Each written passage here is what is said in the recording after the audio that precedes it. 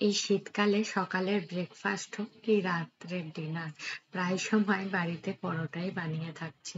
তবে আজকে বানাচ্ছি সাত্তু দিয়ে পরোটা, আর তার সাথে বেগুন চোখা। দুটোই কিন্তু কম্বিনেশন খেতে কিন্তু ভীষণ টেস্টি। আমার এই পদ্ধতিতে যদি পরোটাগুলো বানান, তাহলে প্রত্যেকটা পরোটা কিন্তু ফুলো ফুলো হবে, আর ঠান্ডা হয়ে যাওয়ার পরও কিন্তু অনেকটা নরম থাকবে। শুধুমাত্র একটু ঢাকা দিয়ে রাখলেই চলবে, আর খেতেও কিন্তু খুবই সুস্বাদু। পরোটা নরম হওয়া বা ফুলো ফুলো হওয়ার প্রথম স্টেপ হচ্ছে আটাটা আপনি কিভাবে মাখছেন। আটাটা আপনি হাত দিয়ে মাখুন বা মেশিনেই মাখুন। প্রথমে আমি 3.5 কাপ আটা নিয়ে নিলাম, আর তার মধ্যে একটু নুন দিয়ে দিলাম। আপনি যদি হাত দিয়ে মাখেন তাহলে প্রথমে সবকিছু একবার ভালো করে মিশিয়ে নিয়ে তারপর অল্প অল্প জল দিয়ে একটা নরম ডো করে নিতে হবে। ডোটা হয়ে যাওয়ার পর তারপর 1 টেবিল স্পুন মতন রিফাইন্ড অয়েল দিয়ে আরেকবার একটু মেখে নিয়ে তারপর ঢাকা দিয়ে কিন্তু এটা 15 থেকে 20 মিনিটের জন্য সাইডে রেখে দিতে হবে। আপনি রুটি বানান বা পরোটা বানান, যেটাই বানান, মনে রাখবেন আটা বা ময়দা যেটাই মাখছেন সঙ্গে সঙ্গে মেখেই বানাবেন না। একটু ঢেকে রেখে দেবেন, তাতে কিন্তু প্রত্যেকটা পরোটা কিন্তু ফুলা ফুলা হয়। আর পরোটা বানানোর জন্য ডো কিন্তু কখনোই নরম বা শক্ত করবেন না, মিডিয়াম রাখবেন, না বেশি নরম না শক্ত।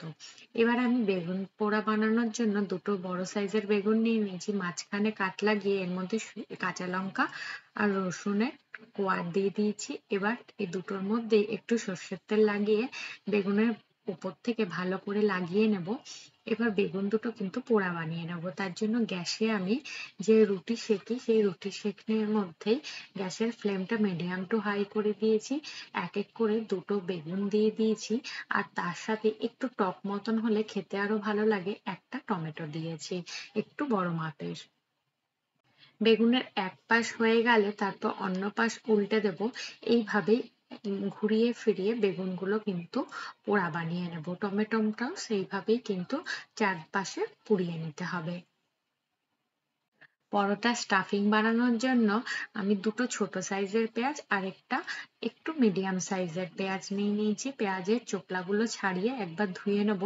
তারপর যতটা সম্ভব একদম কুচি করে পেঁয়াজগুলোকে কেটে নিতে হবে। পরোটা স্টাফিং এ যদি পেঁয়াজ, লঙ্কা, ধনেপাতা আর আদা যেগুলো আমি দেব একটু বড় যদি থাকে না, তাহলে স্টাফিং কিন্তু বেলার সময় ফেটে যেতে পারে পরোটাটা। সেই কারণে যতটা সম্ভব কুচি করে কেটে নিতে হবে। প্রথমে পেঁয়াজগুলো কেটে নিলাম, তারপর এখানে কাঁচা লঙ্কা, একটু আদা, আর তার সাথে কিন্তু ধনেপাতাটা ধুয়ে নিয়েছি, সেটাও কিন্তু কুচি করে কেটে নিলাম। আর এদিকে বেগুনগুলো প্রায় পোড়া হয়ে এসছে, আরেক পাশ একটু ঘুরিয়ে দিলাম, আর টমেটোটাও ঘুরিয়ে এবার সবকিছু ভালো করে পোড়ানো হয়ে গেলে একটা থালার মধ্যে তুলে রেখে নেব। এবার পরোটা স্টাফিং বানানোর জন্য আমি এখানে একটা বাটির মধ্যে ছাতু নিয়ে নিচ্ছি। এখানে আমি মোটামুটি 1 কাপ মতন ছাতু নিয়ে নেবো, যেহেতু অনেক কটা পরোটা তৈরি করব। আর স্টাফিংটা কিন্তু আমি একটু বেশি পরিমাণে দেব, তাতে কিন্তু খেতে অনেকটা দারুণ লাগে। এবার এই ছাতুর মধ্যে আমি দেব কালো জিরে। কালো জিরেটা কিন্তু হাতের মধ্যে একটু ঘষে দেব, তাতে কিন্তু গন্ধটা খুব ভালো আসবে। আর তার সাথেই অবশ্যই জোয়ানটা অ্যাড করবেন। জোয়ানটাও কিন্তু হাতের মধ্যে একটু ঘষে দিয়ে দেবেন, তাতে কিন্তু খেতে অনেক দারুণ লাগে। আর তার সাথেই দিয়ে দিয়েছি আমচুর পাউডার।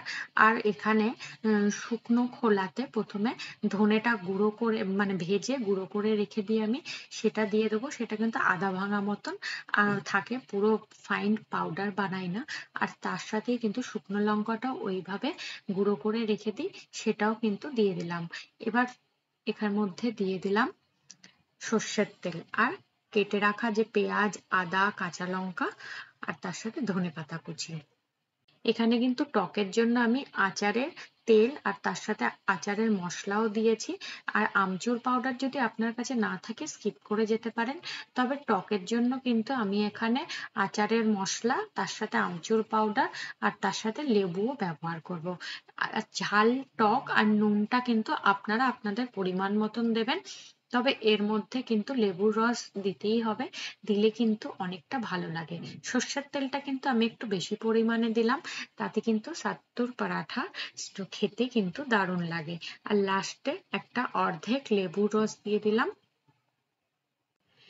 স্টাফিংটা কিন্তু একদম রেডি। এবার এটা কিন্তু ঢাকা দিয়ে সাইডে রেখে দেবো। আর পরোটার জন্য কিন্তু আগেই আমি আটাটা মেখে নিয়েছিলাম। এবার এদিকে আমি বেগুন পোড়াটা কিন্তু আগে মেখে নেব, কারণ পরোটা আগে বানিয়ে নিলে ওদিকে ঠান্ডা হয়ে যাবে বেগুন পোড়া মাখতে মাখতে। তো সেই কারণে বেগুন কিন্তু এখন অনেকটাই ঠান্ডা হয়ে গেছে। তো প্রথমেই যে পোড়া খোসাগুলো সেগুলো ছাড়িয়ে নেব এক এক করে। এইভাবে বেগুন পোড়া মেখে খাবেন, এই পরোটার সাথে খেতে কিন্তু দারুণ লাগে। টমেটোটাও গায়ে যে পোড়া চোখলাগুলো সেগুলো ফেলে দেব।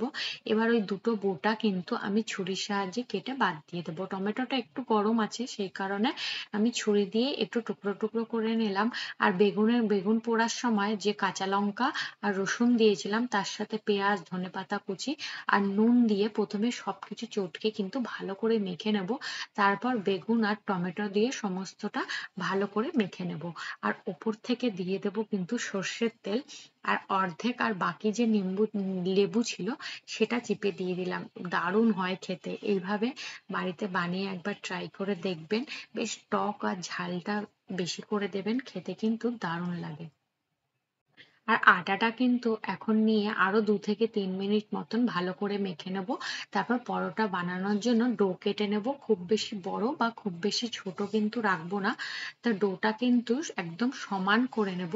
আর মনে রাখবেন, একটা পরোটা যেটা বানাচ্ছি সেই আটাটাই বাইরে রাখবো, আর বাকি পরোটার আটাগুলো কিন্তু ঢেকে রাখবো, নয়তো কিন্তু শক্ত হয়ে যাবে পরোটাটা বেলার সময়। ডোটা হাতের সাহায্যে গোল করে নিলাম। এবার একটু শুকনো আটা নিয়ে নেবো যাতে হাতের মধ্যে লেগে না যায়। আর একটা এরকম বাটির মতন শেপ করে নেব, মাঝখানে একটু জায়গা তৈরি করে নেব। এবার চামচের মধ্যে ছাত্তুর যে স্টাফিংটা সেটা যতটা পরিমাণে দেওয়া যায় ততটা পরিমাণে ভরে ভরে একটু দেব। চামচ দিয়ে একটু প্রেস করে করে ভরে দিলাম স্টাফিংটা। এবার হাতের যে বুড়ো আঙ্গুল সেটার সাহায্যে স্টাফিংটা একটু ভেতরের দিকে নিয়ে নেব। আর চারপাশে যে আটাটা একসাথে করে মুখটা কিন্তু বন্ধ করে দিতে হবে। এবার দুটো হাতের সাহায্যে কিন্তু একটু চেপে চেপে পরোটাটা একটু বড় করে নেব।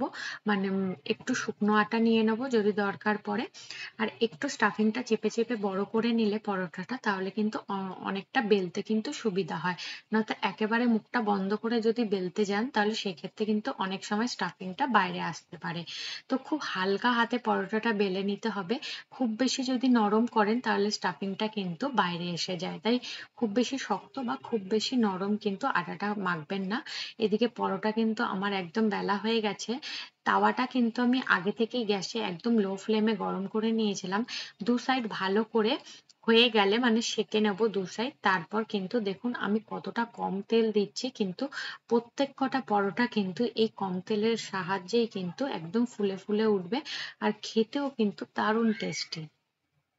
এই ছাতুর পরোটা কিন্তু আমি রিফাইন্ড অয়েলেই বানাই, তবে আপনারা চাইলে ঘিয়েতেও বানাতে পারেন। তবে অয়েলেই কিন্তু এটা খেতে বেশি ভালো লাগে আমার মনে হয়। তো পরোটাগুলো একদম দেখুন কি সুন্দর ফুলছে। প্রথম পরোটা যদিও আমার একটু কম ফোলে, তবে প্রত্যেক কটা পরোটা কিন্তু এইভাবে কিন্তু একদম ফুলা ফুলা হবে। প্রথমে কিন্তু একদম লো টু মিডিয়াম অয়েল মানে মিডিয়াম গ্যাসের ফ্লেমে দুপাশে সেঁকে নিতে হবে। তারপর অয়েল দেওয়ার আগেই গ্যাসের ফ্লেমটা বাড়িয়ে নেবেন, আর তারপর দুপাশে সেঁকে নেবেন। আমি আরেকটা পরোটা দিয়ে দেখিয়ে দিচ্ছি। আমার তো প্রত্যেক কটা পরোটাই কিন্তু একদম ফোলা ফোলা হয়েছিল। ভেবেছিলাম প্রত্যেক কটা পরোটাই ওই ভিডিওতে অ্যাড করি, তাহলে তো ভিডিওটা অনেকটাই লম্বা হয়ে যাবে। যাই হোক, অনেকগুলো পরোটাই আমি বানিয়ে দেখিয়েছি। আর যদি পরোটা বানানোর সময় মানে পরোটা সেঁকার সময় যদি আপনাদের মনে হয় সাইডগুলো কাঁচা আছে, তাহলে তাওয়ার মাঝখানে নিয়ে এসে একটু খুন্তি দিয়ে প্রেস করে করে মানে পরোটাটা সেঁকবেন, দেখবেন কোথাও কিন্তু একদম কাঁচা থাকবে না। দেখুন প্রত্যেক কটা পরোটা কিন্তু একদম ফোলা ফোলা হয়েছে। আর এই পরোটাগুলো বানানোর পর আপনি যদি ঢেকে রেখে দেন তাহলে ঠান্ডা হয়ে যাওয়ার পরেও কিন্তু অনেকটা নরম থাকে। আর প্রত্যেক কটা পরোটার মধ্যে কিন্তু আমি যতটা সম্ভব ভরে ভরে স্টাফিং দিয়েছি। লাস্টে আমি দেখিয়ে দিচ্ছি পরোটাটা ছিঁড়ে যে কতটা স্টাফিং রয়েছে এর মধ্যে। এই শীতকালে বিহারের কিন্তু এটা ফেমাস খাওয়া সাত্তু কা পরাঠা। আর তার সাথেই কিন্তু বেগান কা চোখা। তো আপনারাও এটা বাড়িতে অবশ্যই ট্রাই করে দেখবেন। আর আমার রেসিপিগুলো যদি আপনাদের কাছে ভালো লেগে থাকে অবশ্যই সাপোর্ট করবেন চ্যানেলটিকে এগিয়ে নিয়ে যেতে। পরোটাটা আমি একটু ছিঁড়ে আপনাদের দেখিয়ে দিচ্ছি, ভেতরে স্টাফিংটা দেখুন কতটা রয়েছে।